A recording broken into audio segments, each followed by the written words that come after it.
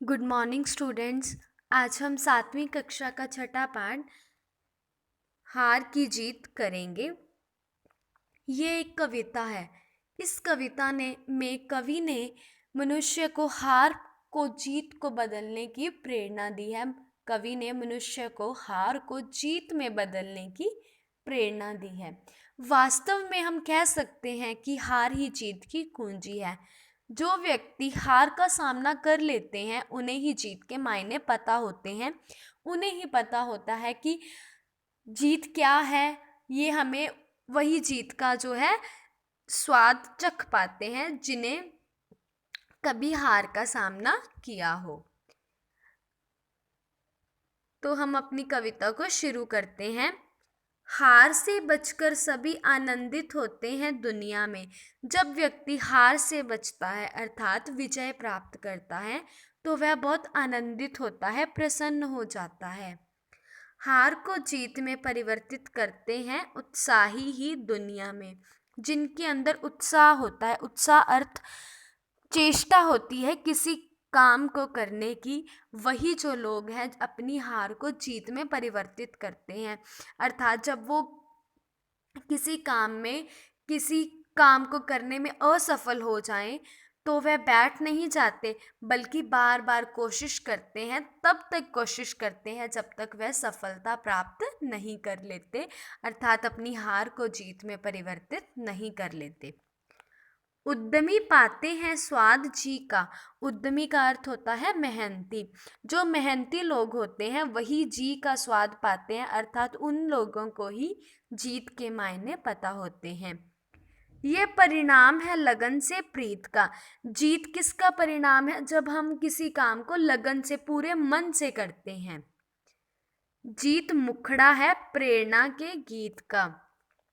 जीत मुखड़ा है प्रेरणा के गीत का।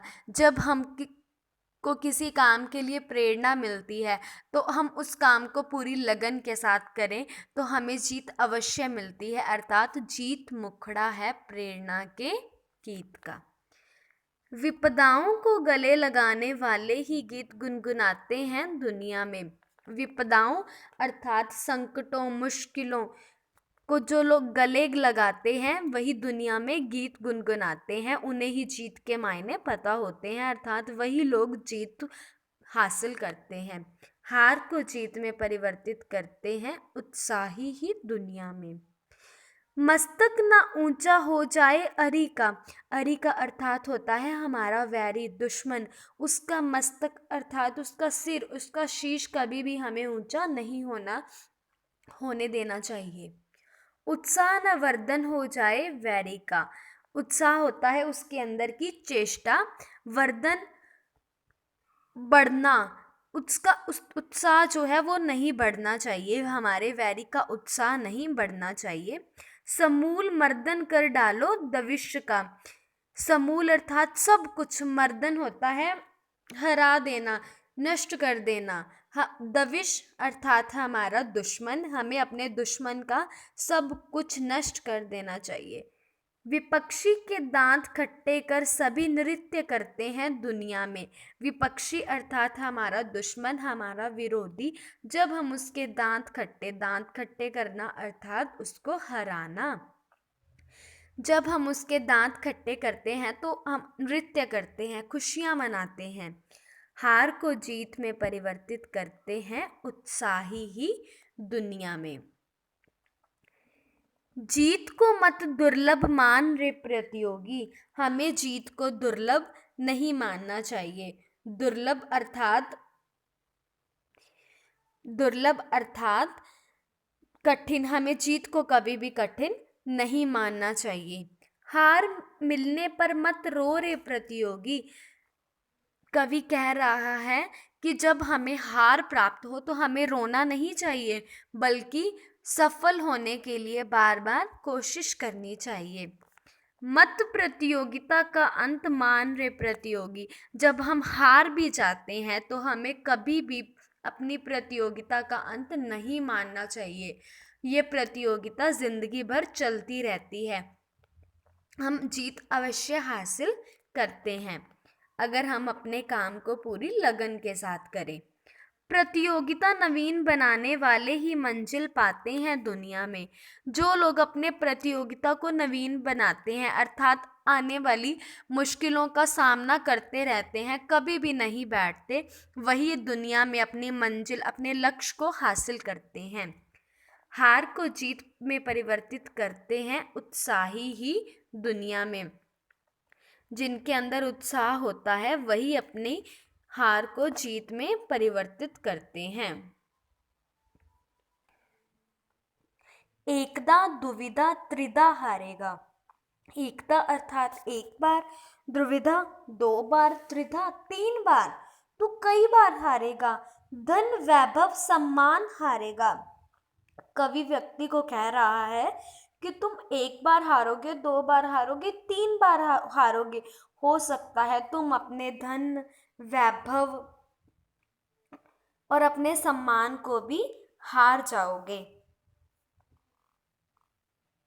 हार कर भी यदि उत्साह ना हारोगे, लेकिन अगर हम हार भी जाते हैं लेकिन अपने उत्साह को नहीं हारते, अर्थात अपने अंदर की उमंग को जगाए रखते हैं, अपने अंदर काम करने की चेष्टा को बनाए रखते हैं, पुनः प्रयत्न करने वाले ही विजयी होते हैं दुनिया में। जो लोग बार बार प्रयत्न करते हैं वही लोग दुनिया में विजय प्राप्त करते हैं। हार को जीत में परिवर्तित करते हैं उत्साही ही दुनिया में। जिन लोगों के अंदर उत्साह होता है वही अपनी हार को जीत में परिवर्तित करते हैं, अर्थात अपनी असफलता को सफलता में परिवर्तित करते हैं, बदलते हैं। सिद्ध असिद्ध को किनारे रख दे। कवि मनुष्य को कह रहा है कि तुम सिद्ध और असिद्ध दोनों को किनारे रख दे। सिद्धि अर्थात असफलता, असिद्धि अर्थात असफलता। सिद्धि अर्थात सफलता, असिद्धि असफलता। हमें सफलता और असफलता को किनारे रख देना चाहिए। सद्कर्म करता चल रे प्रतियोगी कर्मयोगी। मनुष्य को अपने सद्कर्म, अच्छे काम करते रहना चाहिए। उसे नहीं सोचना चाहिए कि इसका परिणाम हमें सफलता प्राप्त होगी या असफलता। हमें अपने काम को निरंतर करना चाहिए। पथ अपने पर बढ़ता चल रे जग जई। जग जई मनुष्य को कहा गया है कि हे जग जई, जग को जीतने वाले मनुष्य, तुम अपने पथ पर, अपने रास्ते पर बढ़ता चल। अपनी सिद्ध असिद्धि अर्थात सफलता असफलता के बारे में मत सोच। सद्कर्म करता चल। सद्कर्म अर्थात अच्छे काम करता चल। हार को जीत में परिवर्तित करने वाले ही अमर होते हैं दुनिया में। जो लोग हार को जीत में परिवर्तित करते हैं वह दुनिया में अमर हो जाते हैं, अर्थात अगर वो मर भी जाते हैं लेकिन दुनिया में उनका नाम हमेशा बना रहता है। वह दुनिया में ना रहकर भी अमर हो जाते हैं। हार को जीत में परिवर्तित करते हैं उत्साही ही दुनिया में। जिनके अंदर उत्साह होता है वही ही अपनी हार को जीत में परिवर्तित करते हैं। इस कविता में हमें अपनी हार को, अपनी असफलता को सफलता में हम कैसे बदल सकते हैं, हमें उसकी प्रेरणा दी गई है। हमें बताया गया है कि हमें कभी भी किसी भी काम को करने में असफलता अगर मिल भी जाती है तो हमें उसकी कोशिश छोड़नी नहीं चाहिए। हम एक दिन ज़रूर सफलता पाते हैं जब हम उस काम में निपुण हो जाते हैं।